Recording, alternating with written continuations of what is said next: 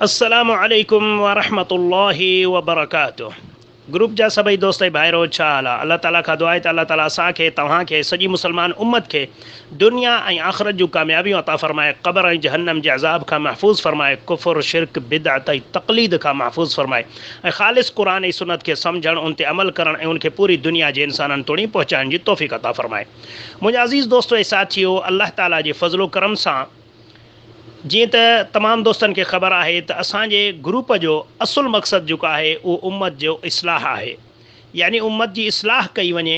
इन फितनन के दौर में जेके पेट के पुजारी मौलविन मानुन के कुरान और सुन्नत खां दूर करे ऐं उन्हनि के यानी गैरुल्लाह के दर ते उन्हनि के झुकायूं ऐं नबी करीम सल्लल्लाहु अलैहि वसल्लम जे सुन्नत के छॾे बिदअतन ते उन्हनि के ज़ोर करायूं, उन जे ख़िलाफ़ अल्हम्दुलिल्लाह असांजे हिन ग्रुप में मेहनत जारी आहे ऐं असां चाहियूं था त असां पंहिंजे मुसलमान भाइरनि जी इस्लाह कयूं ऐं उन्हनि खे क़ुरान ऐं हदीस जो रोशनी में सम्झायूं त इहे जेके पेट जा पुजारी आहिनि तव्हांखे गुमराह कनि वेठा ऐं अल्लाह जे नेक बाननि, अल्लाह जे वलियनि जे आड़ में, यानी उन्हनि जे आड़ में उन्हनि जी ॻाल्हि करे माण्हुनि खे गुमराह करण जी कोशिशि था कनि ऐं इन्हनि जो मक़सदु छा हूंदो आहे? सिर्फ़ु ऐं सिर्फ़ु माण्हुनि जो माल खाइणु। हुननि जी मुहबत अल्लाह जे वलियनि सां न आहे, हुन जी मुहबत अल्लाह जे नबियनि सां न आहे, न कि अल्लाह जे नबियनि जे सहाबनि ऐं अहल बैतनि सां हुननि जी का मुहबत आहे। हुननि जी मुहबत सिर्फ़ु पंहिंजी ज़ात सां आहे ऐं हुननि जी मुहबत दुनिया जे दौलत ऐं ऐश इशरत सां आहे। हुननि जो आख़िरत सां को ताल्लुक़, को मक़सदु कोन्हे को। हुननि जो मक़सदु सिर्फ़ु माण्हुनि जो माल खाइणु आहे। तंहिं करे हू माण्हुनि खे सिधे रस्ते तां हटाइण जी कोशिशि कंदा आहिनि, छो त उन्हनि खे ख़बर आहे अगरि ही मुसलमान क़ुरान ऐं सुन्नत ते अची विया त पोइ हुननि जी दुकानदारी ख़तमु, हुननि जो खेल ख़तमु थी वेंदो। त मुंहिंजे अज़ीज़ दोस्तो, अल्लाह ताला क़ुरान शरीफ़ में सूरत तौबा आयत नंबर 34 में अल्लाह असांखे 1400 साल अॻु में ॿुधाए छॾियो। अल्लाह से फरमाए थो, या अय्युहल्लज़ीन आमनू। हाणे अल्लाह ताला कंहिंखे थो चए? ईमान वारनि खे थो चए, मुशरिकनि काफ़िरनि खे कोन थो ॿुधाए, बल्कि अल्लाह ईमान वारनि खे ख़बरदार थो करे। अल्लाह फरमाए थो, या अय्युहल्लज़ीन आमनू इन कसीरम मिनल अहबारि वर्रुहबानि लयअकुलून अमवालन नासि बिल बातिल वयसुद्दून अन सबीलिल्लाह। ए ईमान वारो, घणा जेके इहे कूड़ा ठग जेके पंहिंजो पाण खे आलिम ऐं पाण खे दरवेश, पाण खे बुज़ुर्ग, पाण खे अलाए छा छा चवनि था, जेके सचा आलिम आहिनि उन्हनि जी ॻाल्हि नथा कयूं, जेके अल्लाह जा नेक बाना बुज़ुर्ग आहिनि उन्हनि जी ॻाल्हि न, जेके जीअं अॼु जी ॿोली में चइजे त जाली पीर, जाली मुर्शिद, जाली इहे आलिम जेके 2 नंबर आहिनि, इहे अल्लाह ताला फरमाए थो लयअकुलून अमवालन नास, उहे माण्हुनि जो माल खाइनि था, बिल बातिल, नाहक सां, नाहक तरीक़े सां माण्हुनि जो माल खाइनि था। वयसुद्दून अन सबीलिल्लाह, ऐं अल्लाह ताला जे रस्ते खां उन्हनि खे गुमराह कनि था, भटकाइनि वेठा। मुंहिंजा अज़ीज़ दोस्तो, सूरत तौबा सूरत नंबर 9 आयत नंबर 34 सीपारो नंबर 10, इन में अल्लाह ताला वज़ाहत सां असांखे ॿुधाए छॾियो त हिन दौर में बि घणा जेके इहे जाली पीर, मुर्शिद, साईं ऐं आलिम जेके पाण खे सॾाइनि वेठा, उन्हनि जो कंहिं बि नबी सां मुहबत न आहे, हुननि जो मुहबत अहल बैतनि सां, सहाबनि सां या अल्लाह जे वलियनि सां न आहे, बल्कि हुननि जी मुहबत ज़ात सां आहे। पोइ तंहिं करे हुननि जो मक़सदु इहो आहे त इहे किस्सा कहाणियूं माण्हुनि खे ॿुधायूं, अल्लाह खां हुननि खे हटाए अल्लाह जे मख़लूक ॾे हुननि जो, यानी हुननि जूं उमीदूं, हुननि जो आसरो, हुननि जो ताल्लुक़ मख़लूक सां कयूं त असांजी दुकानदारी हले। असां अल्लाह जी वलियनि जे बारे में गुलू कयूं, वधीक वधि मां वधि किस्सा ॿुधायूं त जीअं माण्हू असांखे बि अल्लाह जो वली सम्झनि ऐं पोइ वरी असांजे पोयां लॻी वञनि ऐं असांखे माल खाराइनि।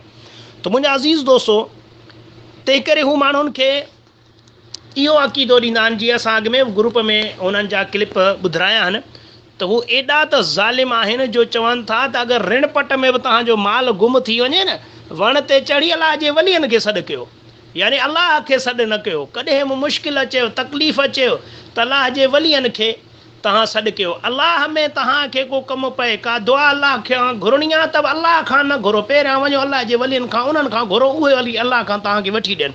सो इन मौज़ू ते अल्हम्दुलिल्लाह असां काफ़ी क्लिपूं लाथियूं आहिनि ऐं अॼु बि हिकु क्लिप आहे हज़रत मूसा अलैहिस्सलाम जो वाक़ियो असां ॿुधाइणु चाहियूं था। सूरत अल क़सस सूरत नंबर 28 ऐं सिपारो आयत नंबर 18 खां शुरूआत कयूं था। सिपारो नंबर आहे 20। मुंहिंजा अज़ीज़ दोस्तो, हिन खां कुझु मथे वाक़ियो बयानु थियल आहे त मूसा अलैहिस्सलाम हिकिड़े ॾींहुं निकितो बाज़ार में त ॾिठईं त हिकिड़ो पंहिंजे क़ौम जो बनी इसराइल जो हिकिड़ो माण्हू ऐं हिकिड़ो फ़िरऔन जे क़बीले जो माण्हू पाण में विढ़नि पिया। त हिन मूसा अलैहिस्सलाम जे क़ौम जे उन बनी इसराइल जे माण्हू मूसा अलैहिस्सलाम खे सॾु कयो त मुंहिंजी मदद कर। मूसा अलैहिस्सलाम छॾाइण जी नियत सां हुनखे जो मुक हईं या थपड़ हईं त उहो जेको फ़िरऔन जे टोले वारो हो उहो मरी वियो। पोइ मूसा अलैहिस्सलाम यानी ख़ौफ़ जी हालत में निकितो ऐं पोइ राति गुज़ारी। वरी जो सुबुह थियो, सुबुह जो वरी निकितो उन शहर में त वरी ॾिठईं उहो माण्हू ॿिए माण्हू सां विढ़े वेठो, जेको हिन जे क़ौम जो माण्हू हो वरी ॿिए माण्हू सां विढ़े पियो। त हाणे उतां तव्हांखे किसो ॿुधायूं था।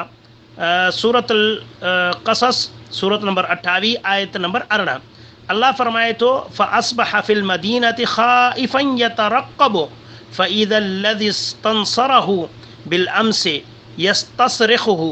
अल्लाह फरमाए थो त हुन सुबुह डिॼंदे कई। फ़अस्बह फ़िल मदीनति ख़ाइफ़न, त मूसा अलैहिस्सलाम डिॼंदे ॾींहुं कयो आहे। यानी इन्हनि आयतनि मां साबित थो थिए त मुश्किल कुशा, मुसीबतनि खे दूरि करण वारो, मदद करण वारो सिर्फ़ु अल्लाह ताला जी ज़ात आहे। मूसा अलैहिस्सलाम डिॼंदे सुबुह कई ऐं पोइ जॾहिं शहर में वियो त ॾिठईं त उहो कल्हो को माण्हू वरी ॿिए सां विढ़े वेठो ऐं मूसा अलैहिस्सलाम खे सॾु कयईं त मुंहिंजी मदद कर। क़ाल लहू मूसा इन्नक लग़वियुम मुबीन। मूसा अलैहिस्सलाम उनखे चयो त तूं यक़ीनन सफ़ा बेराह यानी थिड़ियल ऐं पधरी गुमराही वारो आहीं। पोइ मूसा अलैहिस्सलाम वरी बि छॾाइण जी नियत सां अॻिते वधियो। फलम्मा अन अराद अन यब्तिश बिल्लज़ी हुवा अदुव्वुन लहुमा क़ाल या मूसा अतुरीदु अन तक़्तुलनी कमा क़तलत नफ़्सन बिलअम्स।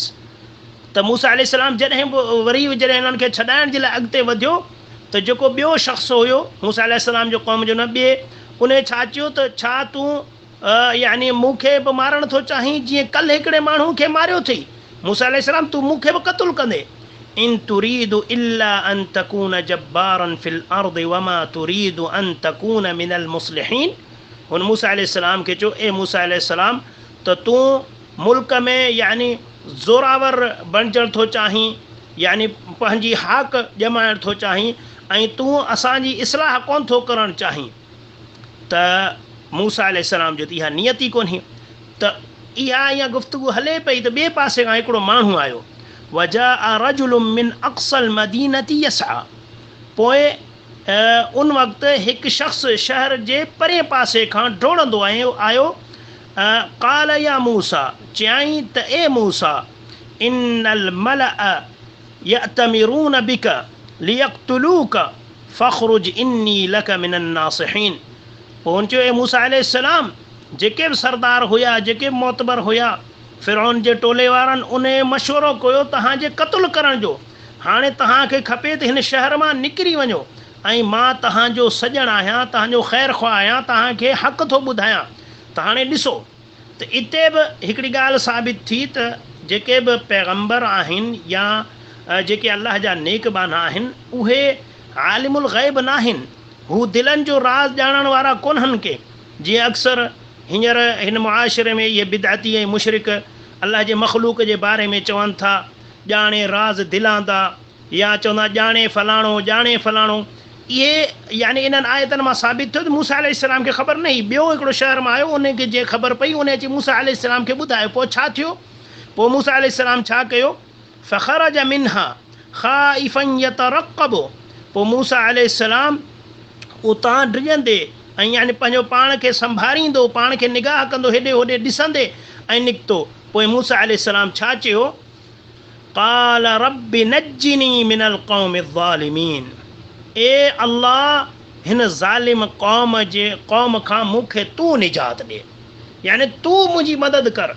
त मुंहिंजा अज़ीज़ दोस्तो, ॾिसो क़ुरान ऐं अल्लाह जे रसूल सल्लल्लाहु अलैहि वसल्लम जो अल्लाह जे रसूलनि अलैहिमुस्सलातु वस्सलाम जे फ़रमाननि खे ॿुधो त यानी उन्हनि जो अक़ीदो छा हो।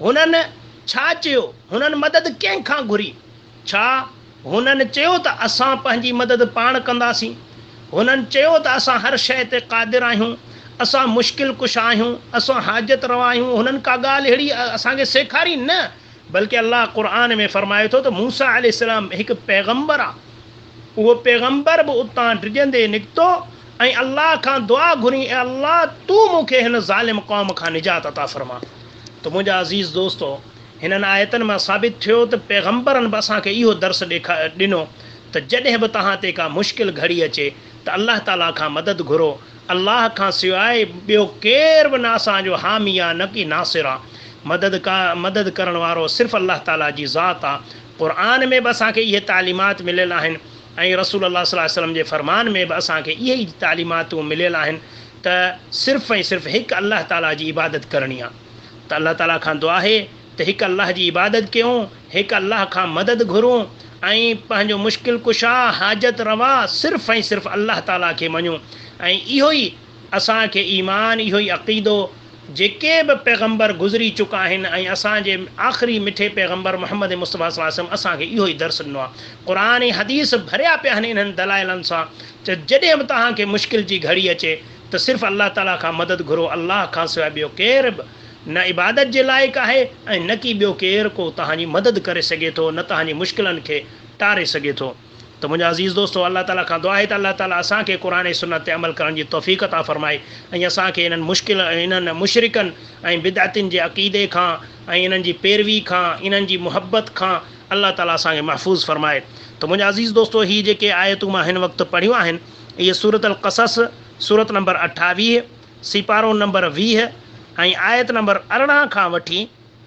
ऐं आयत नंबर 21 तुणी आहिनि सो तमामु दोस्तनि खे गुज़ारिश आहे त इहे पाण बि वञी ॾिसनि ऐं हक़ सच खे सुञाणीनि त पैगम्बरनि बि अल्लाह ताला खां मदद घुरी त पोइ असां कीअं ॿियनि खां मदद घुरूं असांखे बि घुरिजे त असां बि अल्लाह जे पैगम्बरनि जी पैरवी कंदे अल्लाह जे पैगम्बरनि जे सहाबा जी पैरवी कंदे अहल बैतनि जी पैरवी कंदे असां बि सिर्फ़ु ऐं सिर्फ़ु अल्लाह ताला खां मदद घुरूं अल्लाह ताला जे मख़लूक़ खां मदद घुरणु शिरक आहे ऐं अल्लाह ताला खां दुआ आहे त अल्लाह ताला असांखे शिरक खां महफ़ूज़ फ़रमाए आमीन या रब्बिल आलमीन अस्सलामु अलैकुम व रहमतुल्लाहि व बरकातुहू।